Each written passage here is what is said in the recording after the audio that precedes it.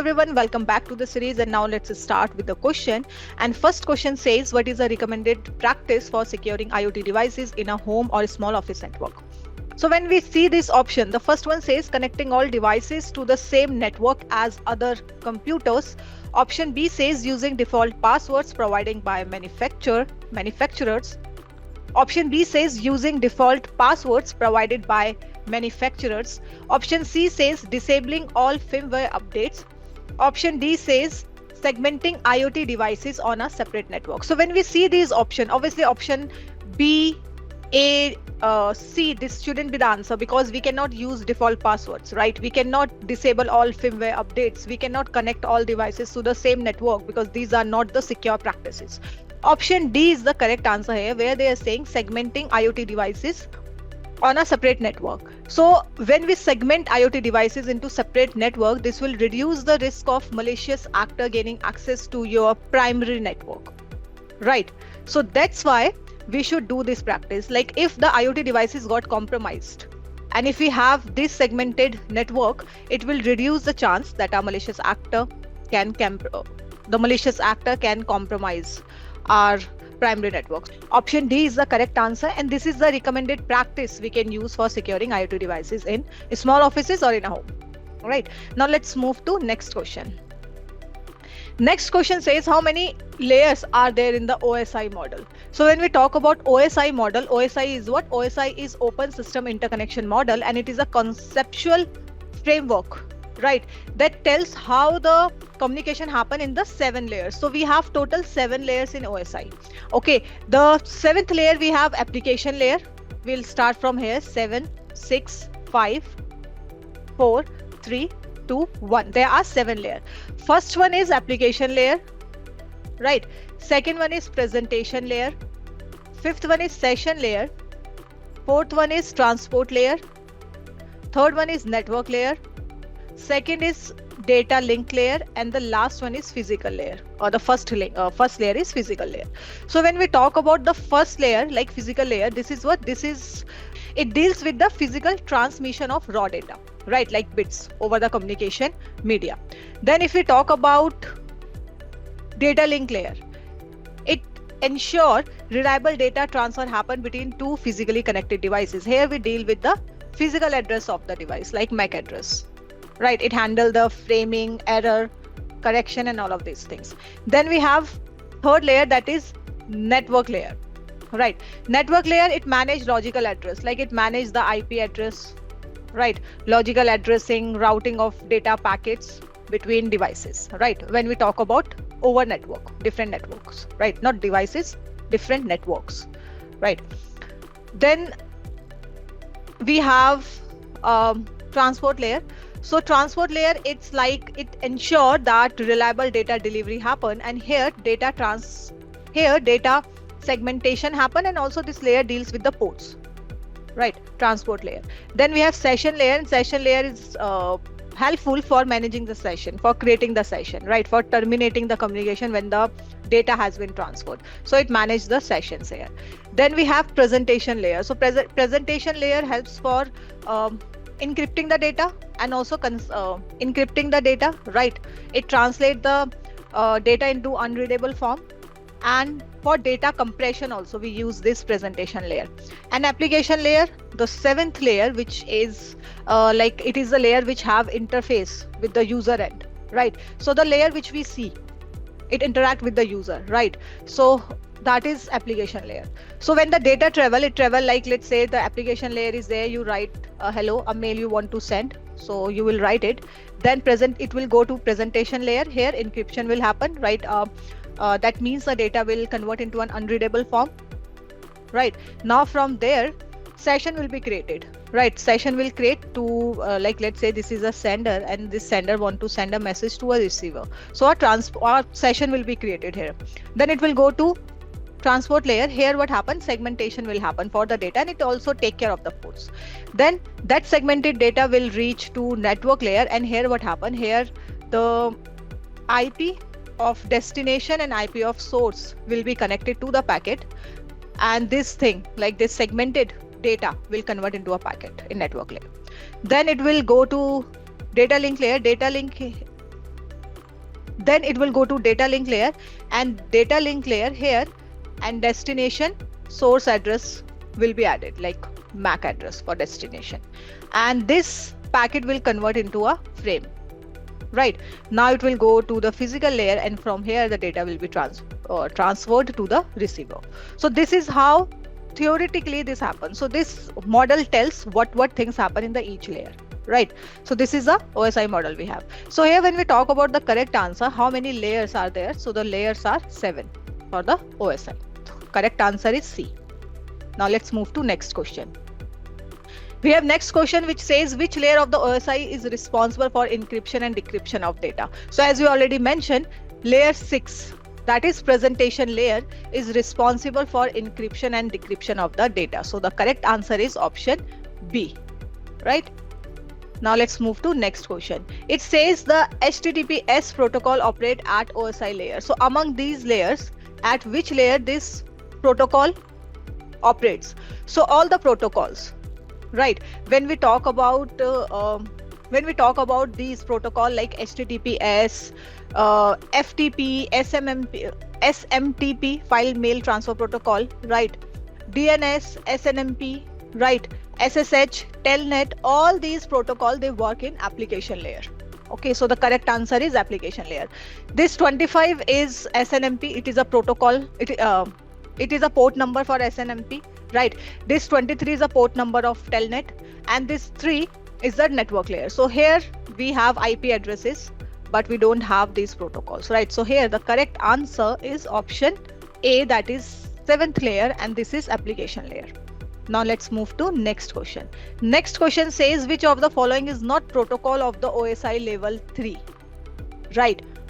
So as I already mentioned, this SNMP is the protocol which work on application layer.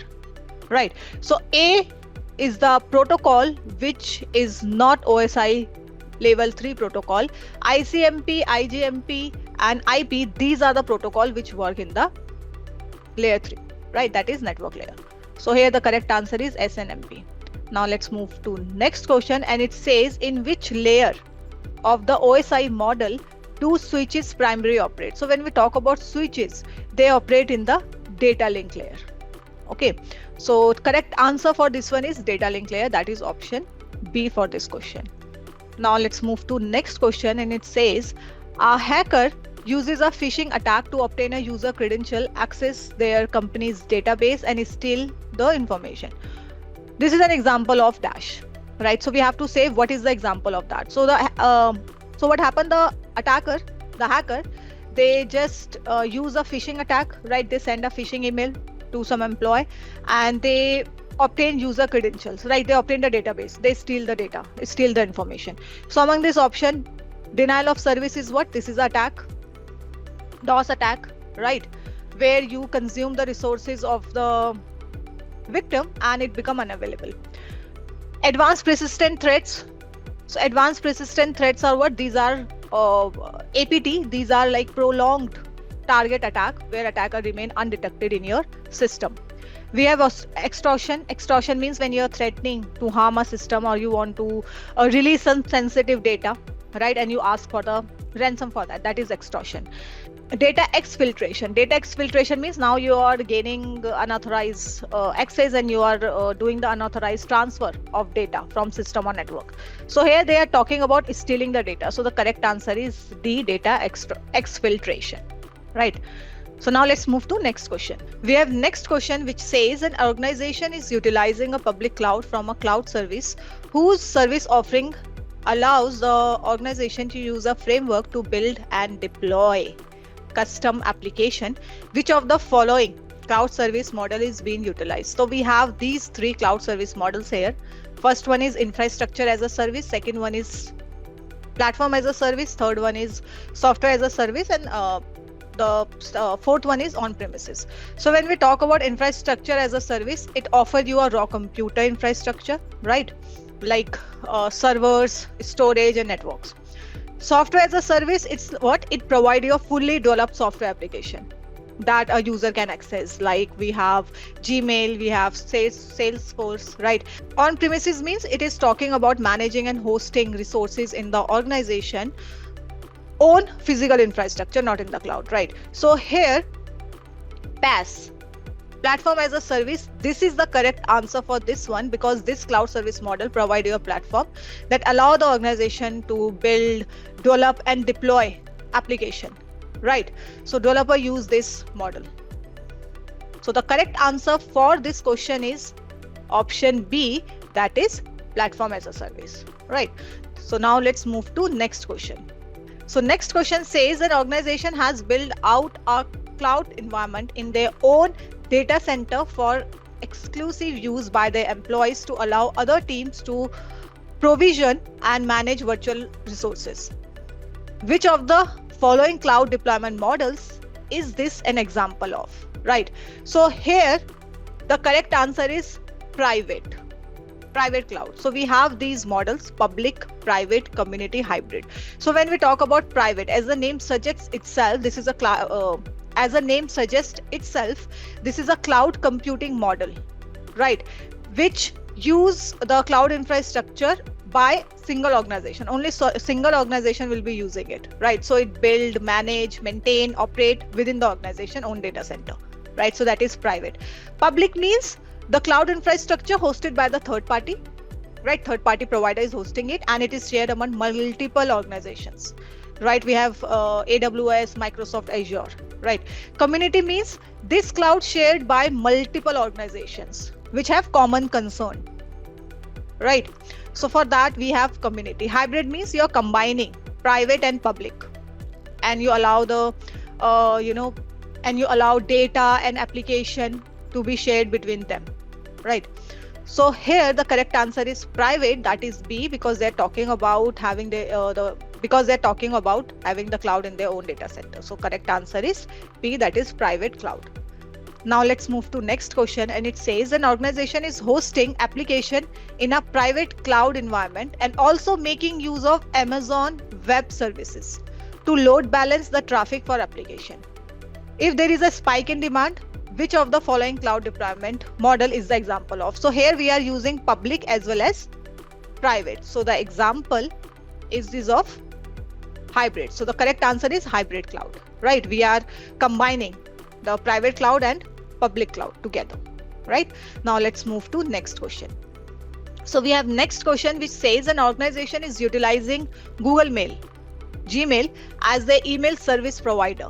Which of the following types of cloud service model is being utilized, right? So they are using Google Mail.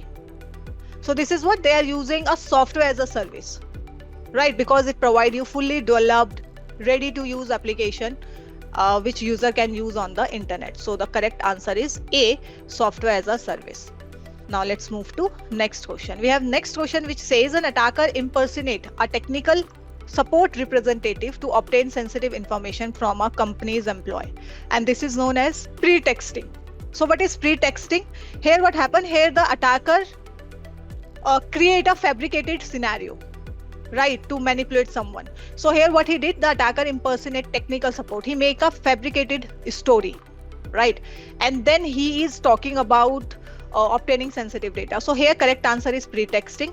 Phishing means when you are trying to pool, like you are targeting a mass people, like lots of people you are targeting, and you are sending them email messages to get the sensitive data. Spear phishing means now you're targeting a particular group of people, like you're targeting a particular organization and you are sending them the email messages to gather the information. Tailgating means when you want, like let's say you are going to an organization and you have an authentication system there, you are using your card, right, access card, you're getting inside it. Now someone from behind is following you without your knowledge, they are also getting inside the organization. Okay, so that is tailgating. So here the correct answer is pretexting, right? Now let's move to next question. Next question says which malware technique involved encrypting a victim file and demanding payment for a decryption key?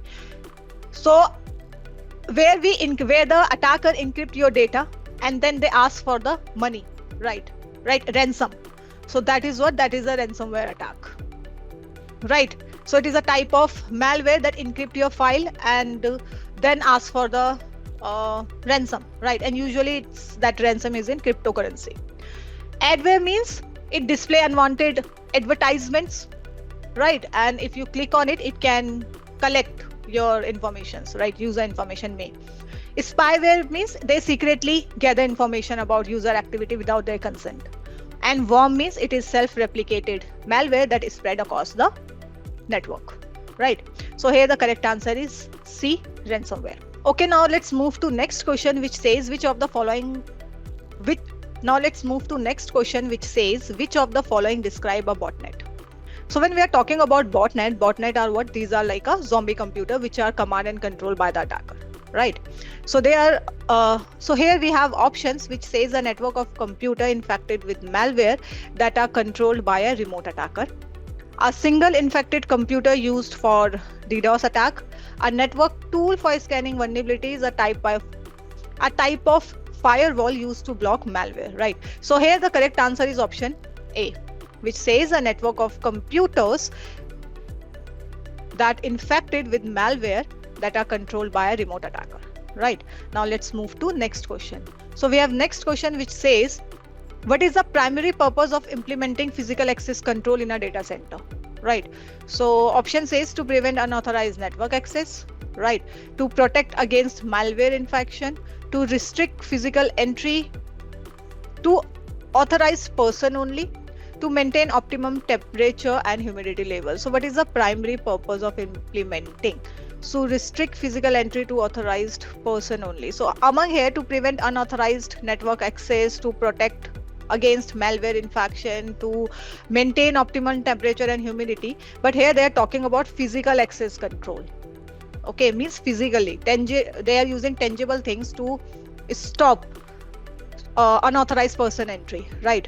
So here the correct answer is option D, that says to restrict physical entry to authorized person only. That means any unauthorized person, they cannot enter in the premises, right? So here the correct answer is option C. Now let's move to next question, which says an organization is initiating a partnership with a new vendor and wants to define clear expectation to ensure the vendor delivers a specific level of service quality. Which document is most appropriate for outlining the organization's service quality requirements and addressing related concern during the partnership? Right. So here we have the first option which say SLA, which is service level agreement, and this is what? This is a formal contract between the service provider and a client that outline the agreed, right? They outline the agreed upon level of services like performance, availability, responsibility, right? So that is SLA. Then we have MOU, which is momentum of understanding, means it is non-binding agreement between two or more parties that outline the intentions and terms of collaborations they have, right? We have policies. So policies, what? These are like a policies are what? These are like a formal document. As policies are what? These are like a formal document or set of rules, right, that define the principles and procedures for organization to follow, right, in order to achieve their objective. Then we have data classification. It is a process of organizing your data, right, based on their sensitivity, importance and all. So here the correct answer is SLA, that is service level agreement, because here they are talking about specific, they are talking about, outlining the because here they are talking about the outlining the organization service quality requirement and everything, right? So here in SLA they'll talk about the performance, availability, responsibility and all of these things. So here the correct answer is A. Now let's move to next question, and they says what is the main function of ARP protocol? To assign IP addresses dynamically, to resolve IP address to MAC address, to transfer file over the internet, to monitor network devices. To monitor network devices, no. To transfer file over the internet, no. To assign IP dynamically, no. That is for that. This is the we have DSCP for this, we have FTP for this, and we have other devices for this, right? Like firewall, IDS, IPS. So here the correct answer is A, which means it resolve IP addresses to MAC address. So we have correct answer is B, that says to resolve IP addresses to MAC addresses, right? Now let's move to next question, and next question says which protocol is used to remote logging to a secure computer, right? So here the correct answer is SSH, right? Secure shell. We use SSH for remote logging to a computer, right? It's a secure protocol for accessing and managing remote server and devices, right? So correct answer is SSH. If we talk about FTP, that is file transfer protocol, it is used to transfer file between computer over a network. SMTP is secure SMTP simple mail transfer protocol, and this protocol is used for sending email messages between server. And this SNMP is simple network management protocol, and this protocol is used for monitoring and managing network devices, right? Like remote like router, switches and servers. So here the correct answer is B, SSH. Now let's move to next question, and it says, which of the following best describe the primary function of DNS protocol, right? So when we talk about DNS, it map domain name to IP addresses and vice versa, right? That is DNS, domain name system, right? To securely encrypt data during transmission, this is not the option, right? For that we have TLS and SSL, not DNS, right? To manage routing table for network traffic, right? For this we have BGP or OSPF, right? They manage the routing table, so this is not DNS. And then we have to authenticate user accessing a network, so for that we have other authentication protocol, right? Like Radius and all. So here the correct answer is option B, to map domain names to IP addresses and vice versa. Now let's move to next question, and it says, which protocol is responsible for ensuring reliable data transmission between two devices in network?